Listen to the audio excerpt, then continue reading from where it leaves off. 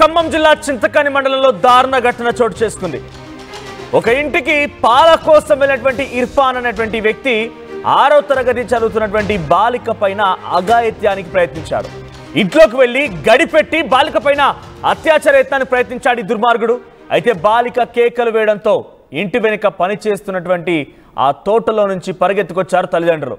పారిపోతున్నటువంటి ఇర్ఫాన్ ని పట్టుకొని దేశుడి చేశారు చుట్టుపక్కల నుండి స్థానిక జనమంతా కలిసి. ఇక నిందితుడు కొత్తగూడెంకు చెందినటువంటి వ్యక్తిగా గుర్తించారు. ప్రస్తుతానికి ఇర్ఫాన్ పైన పోక్సో చట్టం కింద కేసు నమోదైంది.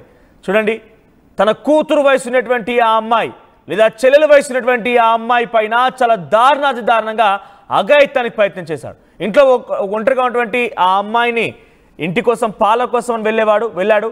ఆ తర్వాత గడిపెట్టి అమ్మాయి పైన చాలా దారుణంగా అత్యాచార ప్రయత్నం చేయబోగా అరుపులు కేకలినటువంటి తన తల్లిదండ్రులు వెంటనే తోటలో పనిచేస్తూ ఉండగా పరుగులు పెట్టుకొని ఇంటికి వచ్చి చూశారు. వెంటనే ఇర్ఫాన్ కూడా పారిపోతూ ఉండగా ఇర్ఫాన్ని పట్టుకొని చుట్టూ స్థానికులు దేశులు చేశారు.